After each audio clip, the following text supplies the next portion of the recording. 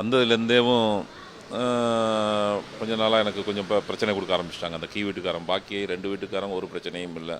அதுவும் அவங்க சொந்த அக்காவும் அண்ணனுந்தேன். அவங்கள்ட்ட ஒரு இஷ்யூவும் இல்லை. இவர் மட்டும்தான். இவர் X army man plus Indian பேங்க்கில் இவர் ஒர்க் பண்ணுறாரு. நெசப்பாக்கம் பிரான்ச்சில் கஸ்டமர் கேரில் ஏதோ இருக்காராம்.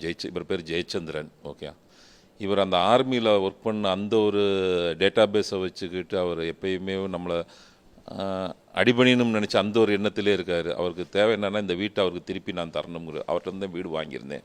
அவர்கிட்ட திருப்பி தரணும்னு ஒரே எண்ணம், அந்த ஒரு மோட்டிவேஷனில் அவர் என் கூட பிரச்சனை பண்ணிகிட்டே இருக்கார்.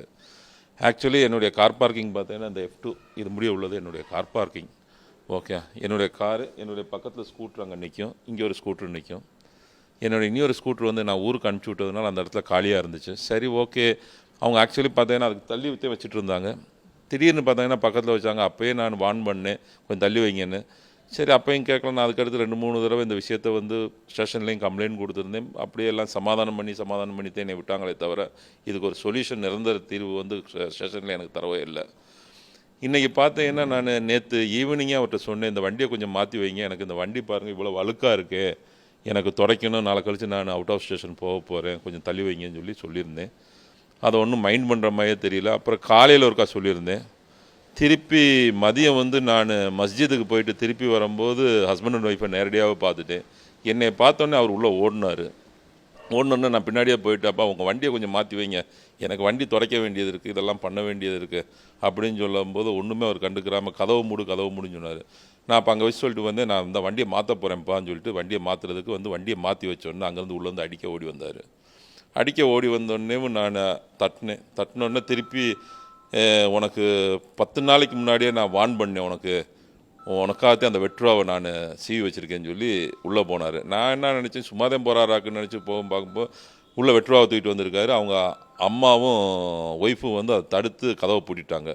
பூட்டினோன்னா சரி, ஓகே, நான் அம்மாவோட இங்கிட்ட ஆர்கியூமெண்ட் பண்ணி பேசிகிட்டு இருக்கேன், இப்படியே பண்ணிட்டு இருந்தால் நம்மளால் என்ன பண்ண முடியும்னு சொல்லி பேசிகிட்டே இருக்கும்போது பார்த்தீங்கன்னா இந்த பேக் வழியாக கூடி வர்றதை நான் கவனிக்கல. நான் இப்படி நின்று இப்படி திரும்பி பேசிட்டேன். அப்போத்தான் என் பையன் சொன்னாப்புல, அப்பா அந்த அவன் வெட்ருவாவை தூக்கிட்டு இருந்துட்டு இருக்கான்னு சொன்னோன்னே நான் உடனே அப்போத்தே நான் வீடியோவே எடுக்க வச்சேன்.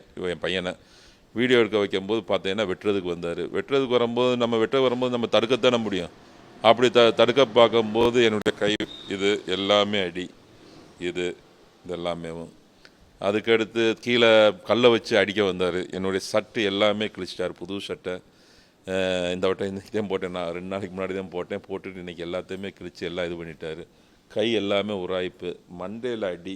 இதுக்கு ஸ்கேன் எழுதி தந்தாங்க, இன்றைக்கி முடியாதுன்னு சொன்னதுனால அப்படியே நின்றுட்டுருக்கேன். நாளைக்கு காலையில் தான் ஸ்கேன் அடிக்கணும். படவடப்பு எல்லாமே வந்துருச்சு.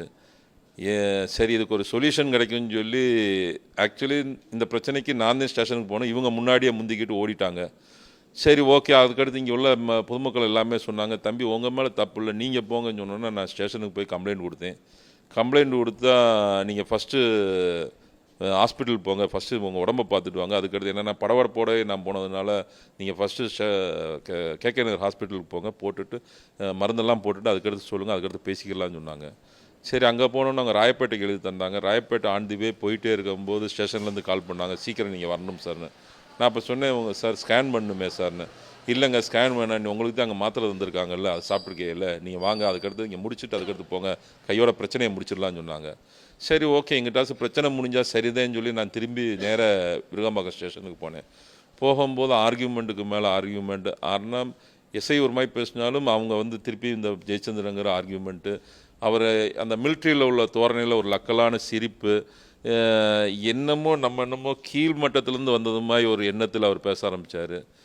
அப்போ எனக்கு அது பிடிக்காதனால நான் உடனே சொல்கிறேன், சார் எனக்கு இது பிடிக்கல சார், நான் இதுக்கு முடியல, நான் அடுத்த நடவடிக்கை என்னங்கிறத நீங்கள் சொல்லுங்கள், இல்லாட்டி நான் போயிடுவேன். அப்போ நீங்கள் எல்லாம் 2 பேருமே கிளம்புங்கன்னு சொல்லி வெளியே அனுப்பிச்சி விட்டாங்க. இப்போ என்னென்னா இவர் வெட்டுருவாவை தூக்கிட்டு வெட்ட வந்ததுனால எனக்கு உயிர் பயமாக இருக்குது. 2வது அம்மாவும் தனியாக இருக்காங்க. அம்மாவை பார்த்தீங்கன்னா ஃபுல்லாக கை எல்லாமே கடிச்சிட்டு எல்லாமே நாசம் பண்ணி வச்சு அம்மாவும் ஆஸ்பத்திரிக்கு போயிட்டு வந்தாங்க. இதுதான் சுச்சுவேஷன். இந்த நிலமையில் நான் குழந்தையில விட்டுட்டு என்னென்னா காலையில் போனேன்னா நைட்டு தான் வர்றேன். ஒத்தையில் எங்கள் அம்மா வீட்டில் இருக்குது. என்ன ஆகும்னு எனக்கு தெரியல. அந்த ஒரு இது அதுக்காக என்ன நடவடிக்கை எடுக்கணும்னு எனக்கு இதை பற்றி நாலேஜ் இல்லாதனால எனக்கு ஒன்றும் தெரியவும் இல்லை. அதனால தான் சரி ஓகே இதுக்கு என்னமா ஒரு சொல்யூஷன் பண்ணுமே நினச்சிட்டு நான் இதை என்ன பண்ணலாம்னு ஒரு எண்ணத்தில் இருக்கும்போது சரி ஓகே எங்கிட்டாச்சு கம்ப்ளைண்ட் கொடுக்கலான்னு சொல்லி அப்போ தான் எனக்கு ஒருத்தவங்க சொன்னாங்க டிசி ஆஃபீஸில் கொண்டு போய் கொடுங்க சார்னு சொன்னாங்க. அதுக்குள்ளே பேப்பர்களை ப்ரிப்பரேஷன் பண்ணிகிட்ருக்கேன். நாளைக்கு எப்படியாச்சும் முடிச்சிடணும்னா இதை போய் அங்கேயாச்சும் ஒரு நியாயம் கிடைக்கும். இதுக்கு ஒரு முழுசாக எனக்கு இதுக்கு ஒரு சொல்யூஷன் கிடைக்கும்னு நினச்சி நாளைக்கு போகலாம்னு சொல்லியிருக்கேன் சார். என்னென்னா இப்போ ஃபஸ்ட்டு எனக்கு இந்த உயிர் பயந்தேன். என்னென்ன இந்த வெட்டுருவாவை தூக்கிட்டு வந்தேன் நாளைக்கு என்ன பண்ணுவாங்கன்னு தெரியாது. என்னென்னா நைட் நான் 9:30 10:30 மணிக்கு வர்றேன். பையங்க டியூஷன் போயிட்டு தனியாக வர்றாங்க. அம்மா தனியாக வீட்டில் ஒத்தையில் இருக்காங்க. இந்த சுச்சுவேஷனில் நான் இருக்கேன் சார். என்ன பண்ணுறதுன்னு தெரியல, பார்க்கணும்.